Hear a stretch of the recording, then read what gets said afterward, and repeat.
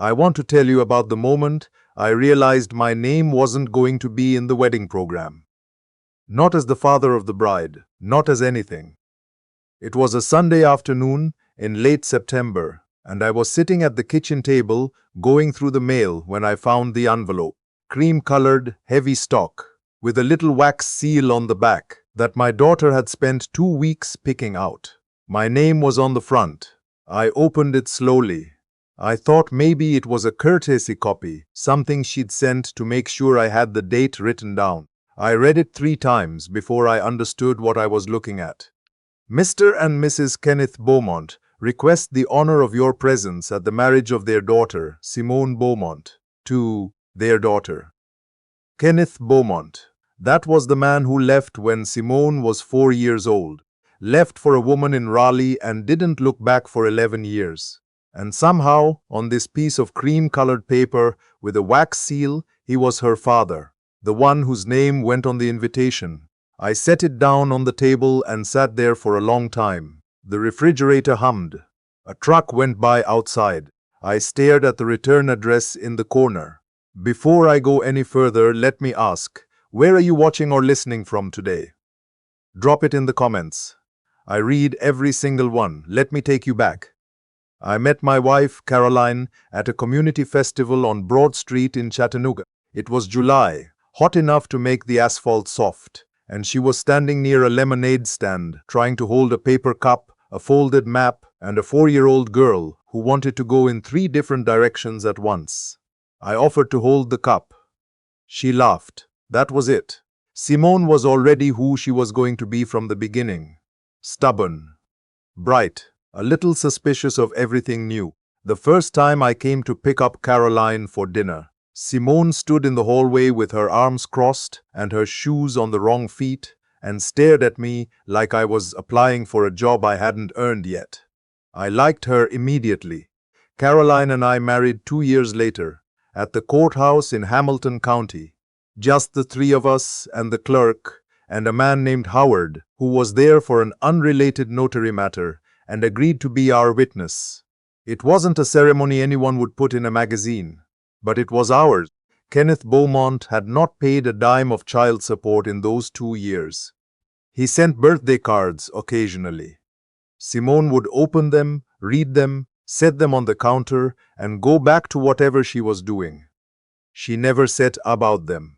Kids have a way of understanding things they don't have words for yet. I never adopted Simone legally. Caroline and I talked about it twice, and both times she said she wanted to leave that door open for Simone to decide when she was older. I respected that. I told myself it didn't matter. You don't need a court order to be a father, you just have to show up. So I showed up. I drove Simone to school every morning for 6 years, through rain and through those Tennessee ice storms that make everybody drive 20 miles an hour and still slide. I sat through every parent-teacher conference, every school play, every soccer game where she played 10 minutes and spent the rest of the time picking grass off the field. I learned how to do her hair when Caroline was working nights as hospital. Not well, but I learned. She used to look in the mirror and say, "Daddy, that's not right." And I'd say, "You're not wrong," and she'd laugh and fix it herself. I taught her to drive in the parking lot of a shuttered Kmart on a Sunday morning. She hit a shopping cart the first day. Second day, she was doing 3-point turns. Third day, she was telling me I was braking too early. That was Simone. When she got into the University of Tennessee on a partial academic scholarship, Caroline called me from the kitchen. And I walked in and she was crying, standing next to the refrigerator with the acceptance letter in her hand. And I held on to both of them for a long time. The rest of her tuition was me. Room and board, textbooks, the laptop she needed her sophomore year when her old one finally gave out. I didn't keep a list. That's not what you do. Kenneth showed up occasionally through those years. He'd pass through town on his way somewhere else, take Simone to lunch, bring her something. A jacket, some earrings, a gift card to somewhere she didn't particularly shop. He was charming. He always had been, Caroline told me once, back when they were young and charm, felt like enough. He'd grown into a man who wore nice shoes and told good stories and never stayed long enough for anything to cost him. Simone was polite with him. Careful the way you are with someone you don't fully trust but don't want to offend.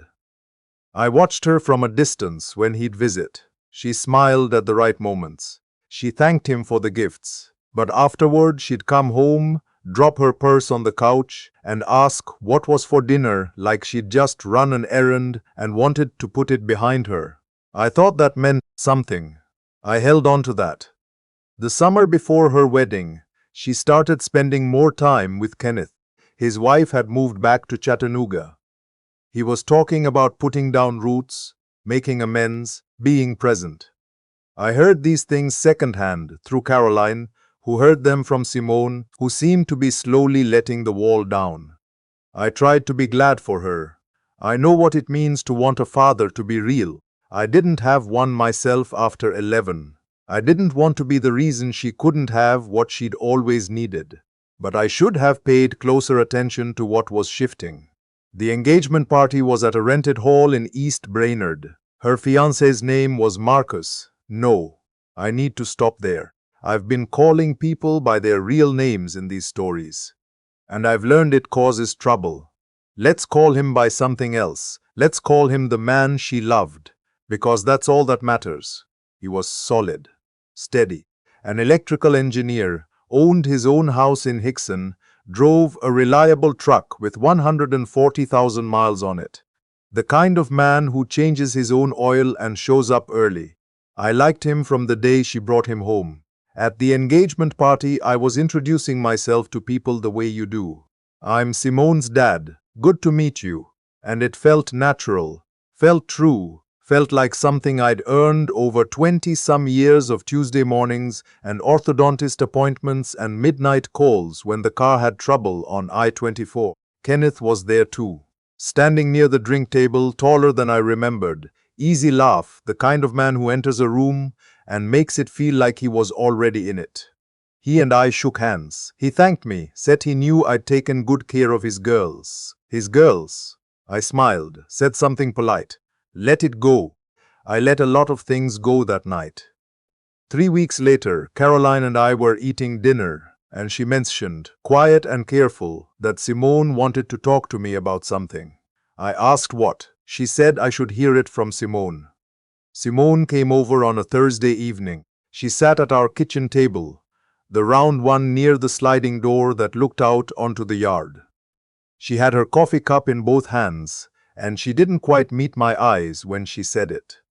She wanted Kenneth to walk her down the aisle. She said it fast, the way you say something you've been rehearsing, but still haven't figured out how to make sound gentle. She said she hoped I understood. She said it didn't mean she didn't love me. She said he was her biological father, and this felt like a chance for them to have something real, a moment that would mean something, a beginning of something better between them. I looked at her for a long moment. Then I said, okay. I said it because I didn't want to make her wedding about my feelings. I said it because I'd spent 20 years not making things about my feelings, and this felt like more of the same. I said it because I thought that was what a father was supposed to do, put her first, even when it cost him. She hugged me before she left, long and tight, the way she used to hug me when she was small, and something had scared her. I stood in the driveway and watched her taillights disappear down the street. I went back inside and sat at the table for a long time after Caroline had gone to bed. I thought about the cream-colored invitation. Mr. and Mrs. Kenneth Beaumont request the honor of your presence. I thought about the seating chart Caroline had let slip was organized by immediate family, and who counted and who didn't. I thought about the rehearsal dinner we'd been told was just close family, and the way Simone had mentioned, almost as an aside, that Kenneth was hosting it at his house. I thought about the guest list that had been sent to me with a little note that said, "We kept your side to 12 since we're trying to keep it intimate." 12 seats. For my side. I was not in the program. I know because I asked Simone 2 weeks before the wedding if I could see it. She sent me a PDF. I searched my name. It wasn't there. Kenneth's name was there, in the part where it listed the father of the bride. I sat with that for a long time. I'm a man who has learned over 60 years to sit with things before I do anything about them. My father taught me that. He used to say, "Don't move until you can see clearly." And for a few days I couldn't see clearly. There was too much in the way. But then it cleared. I started making phone calls on a Monday. The first was to my bank. I have a savings account I'd been putting money into since Simone started high school, adding to it through her college years, adding more when I knew a wedding was coming. Not a fortune, but enough. $63,000 over 19 years. I'd always planned to give it to her as a wedding gift, help her and her husband start their life without the weight of debt. I called my banker, a man I've worked with for a long time, steady and quiet, no drama. I told him I wanted to move those funds into a different account. He asked if everything was all right. I said I was just rethinking a few things. He handled it that afternoon. The second call was to the wedding venue. Not to cancel anything that wasn't mine to cancel. I had offered months ago to cover the rehearsal dinner. I called the coordinator and told her I was withdrawing that offer and they'd need to look elsewhere for that funding. She said she understood and would notify the family. I said thank you and hung up. The third call was to the photographer. I had offered to pay for the photography package as our gift. Caroline and I together. It was a significant sum. I called the studio and told them we were no longer covering it and they should contact the couple directly about payment. I didn't do any of this in anger. I want to be clear about that. I didn't slam drawers or stare at walls or say anything sharp to Caroline, who knew something was happening but didn't know all of it yet. I sat at the kitchen table with a cup of coffee and made 3 phone calls in a calm voice, and then I put my phone down and looked out at the yard. The maple tree I'd planted in the corner the year Simone started, 7th grade, was tall now. It turned a particular shade of orange every October that Caroline called ridiculous in a good way. I planted it because Simone had done a school project about native trees and told me at dinner, very seriously, that we needed more of them in the neighborhood. I sat there looking at that tree. Then I told Caroline everything. She was quiet for a long time. I've been married to this woman for 23 years, and I know the difference between her quiet angry and her quiet thinking. This was thinking. Finally she said, "I didn't know about the program." I said, "I figured." She said, "What are you going to do about the wedding itself?" I told her I was going to go. I was going to sit in the row they gave me, wherever that was. I was going to watch my daughter walk down the aisle with a man who showed up for lunch twice a year and called it fatherhood. I was going to smile in the photos if anyone pointed a camera at me. And then I was going to come home. She reached across the table and put her hand over mine. "You don't have to go," she said. "Yes, I do," I said. "She needs someone in that room who loves her without any conditions attached. Might as well be me." The wedding was on a Saturday in mid-October at a renovated barn venue outside of Soddy Daisy. The hills were doing what they do that time of year, all rust and gold, and the sky was the kind of blue that makes Tennessee look like a painting. It was a beautiful day for it. I wore a charcoal suit. Caroline wore green. We drove out together and said very little, which for us is a form of closeness. The program was on every chair when we got inside. Cream paper, same as the invitation. I picked it up and held it in my lap without reading the whole thing. I already knew what I would and wouldn't find. I had been assigned a seat in the 3rd row, not the 1st row. The 1st row, on the bride's side, had 3 seats. Caroline, who had been given a seat separately because she was listed as mother of the bride, then 2 seats for people I didn't know. Kenneth was in the aisle seat of the 1st row. He was wearing a tan suit and had a white boutonniere, and he was already smiling when I walked past. We made eye contact. He gave me a nod, not unfriendly, almost apologetic. Almost I sat in the 3rd row. Caroline came and found me before the ceremony started and sat with me. Even though her seat was up front, she just came and sat down next to me and put her hand on my knee and didn't say anything about it. The music started. Simone came down the aisle on Kenneth's arm. She was beautiful. Whatever else I felt that afternoon, let me say that clearly first. She was 26 years old in a dress that looked like something she'd dreamed since she was small. And her face when she saw her husband waiting at the altar was a face I'd never seen on her before. All that careful suspicion she'd carried her whole life. Gone. Just gone. Just joy. I held on to that. Kenneth transferred her hand to her husband's hand at the altar. He kissed her cheek. He went and sat in the front row. He cried a little. Tastefully, I sat in the third row and watched my daughter get married. During the reception, I found her between the first dance and dinner. She was talking to her husband's aunt, but she saw me coming and excused herself and met me near the edge of the tent. She hugged me, full and real, the way she did on Thursday evenings when she was home from college and everything was normal between us. "I'm so glad you're here," she said into my shoulder. "Where else would I be?" I said. I meant it and I didn't mean it. Both were true. I danced once, with Caroline, to something slow I didn't know the name of.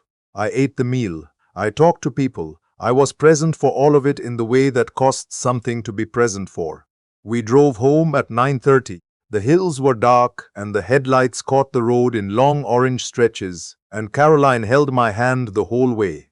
3 days after the wedding, Simone called me. I let it ring twice, and then I answered. "Daddy," she said.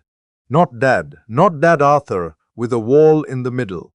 Just Daddy, which she hadn't called me since she was about 14 and decided she was too old for it.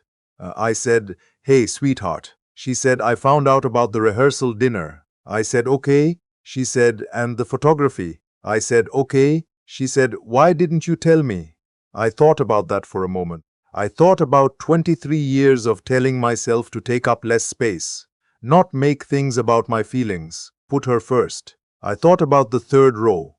I thought about a cream-colored program with someone else's name on it. I said, "Because I figured I'd see if you'd notice." The line went quiet. I said, "You're my daughter. You have been since you were 4 years old, and you stood in that hallway with your shoes on the wrong feet and looked at me like I was a problem you hadn't decided how to handle yet." I didn't need a document that said so. I didn't need a program. But I did need to know whether any of that was real to you, or whether I was just the man who paid the bills until someone more convenient came back. She was crying by the time I finished. I could hear it. "It was real," she said. "It is real." "I know that," I said. "I just needed to hear you say it." She drove over that evening. She sat at the kitchen table, the one by the sliding door, the yard visible through the glass, the maple doing its October thing in the corner. And we talked for 3 hours. She told me that her mother had never kept secrets from her about why Kenneth left. She told me she'd always known. She told me that letting him walk her down the aisle was something she'd done because she wanted one uncomplicated thing from him, one moment that might become a memory, before she stopped expecting anything. She said, "He already hasn't called since the wedding." I said, "I know." She said, "I should have told you about the program, about how we set up the seating. I let it happen because I didn't want to deal with the conversation, and that was wrong. You deserved better than the third row." Those last 4 words did something to me I wasn't ready for. I turned toward the window and looked at the maple and held myself together until I could. Then I said, "Apologies don't fix it, but they're a start."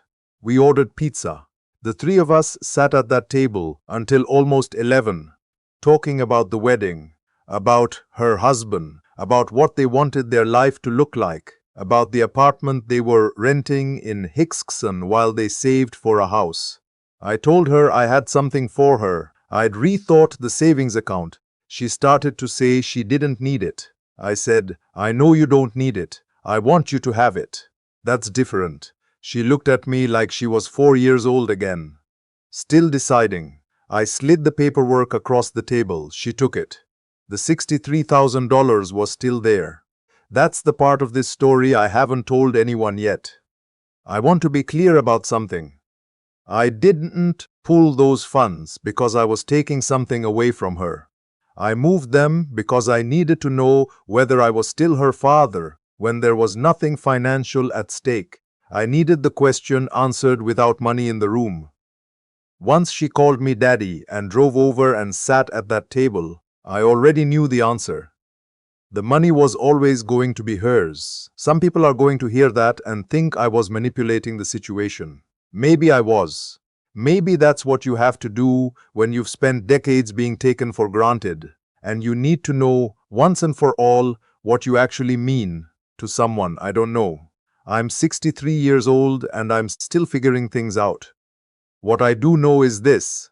I still drive past the old Kmart parking lot sometimes, the one that's a hardware store now. I think about Simone at 16 in the passenger seat, the way she gripped the door handle the first time and then forgot about it 10 minutes later. I think about the soccer field and the school plays and the essays at the kitchen table. I think about the early mornings and the late nights and everything in between that nobody ever put in a program. Kenneth was in that program, his name clean and printed, in the spot where it said Father of the Bride. But I was in the parking lot on a Sunday morning. I was in the bleachers on a Tuesday night. I was in the driveway when she left for college, pretending I wasn't emotional, failing at it completely, and her laughing at me from the car window. Those things don't fit in a program, but they're what fatherhood is made of. These days my daughter calls on Sunday mornings. Sometimes we talk for an hour, sometimes 15 minutes. She tells me about the week, about her husband, about the house they put an offer on in November that fell through, about the new one they found in February that didn't. She calls me daddy now. Not every time, but enough. Kenneth stopped returning her calls sometime in December, which is exactly what I expected and exactly what I'd hoped she'd never have to experience. She hasn't said much about it. She doesn't need to. I still sit at the kitchen table by the sliding door. The maple is bare right now, just the shape of it against the winter sky. But in a few months it'll be that green again, that particular shade that looks like a promise. Simone picked the name for it when she was 12. She called it the October tree. I go out there sometimes in the morning with my coffee. Caroline comes out after a while, and we stand there together without saying anything. That maple is 30 feet tall now. A lot of roots underground that nobody sees. That's the only kind of fatherhood I know how to do. The kind with deep roots and no program. And if you've ever been the man in the third row, or the woman, or whoever you are, holding something you built while someone with a boutonniere stood in the front row taking the credit, I hope you hear this. You don't have to announce yourself. You don't have to make a scene. Sometimes you just have to be willing to let the question sit on the table long enough for the answer to come back to you on its own. Most of the time, if it's real, it will. Thank you for listening. Share your story in the comments. I read every one. And if this meant something to you today, pass it along to someone who needs to hear it. Don't forget to subscribe to Voices of Uncle Russell. I'll see you next time.